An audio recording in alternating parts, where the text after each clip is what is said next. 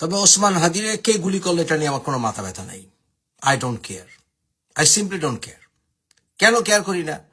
কারণ ওসমান হাদির নিজের মুখের কথাতেই এমন ছিল যে হি ডাজন্ট কেয়ার। তাই ওসমান হাদিরে কে গুলি করলো এটা নিয়ে আমি মোটেই বিচলিত না, চিন্তিত না।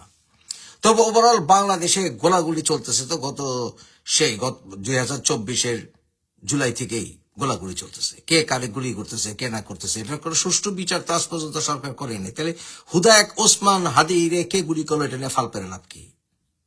বরঞ্চ আমি আরো চিন্তিত যে যারা মারা গেছে জুলাই অগাস্টে তারা আসলে কিভাবে মরছে, কার গুলিতে মরছে, কাদের গুলিতে মরছে, সেই পথ রুদ্ধ করে দিছে আসিফ নজরুল, ইউনূস সরকার। সেটা নিয়ে বরঞ্চ আমি আরো বেশি চিন্তিত। সেই কথা তো আজ পর্যন্ত কেউ কইল না।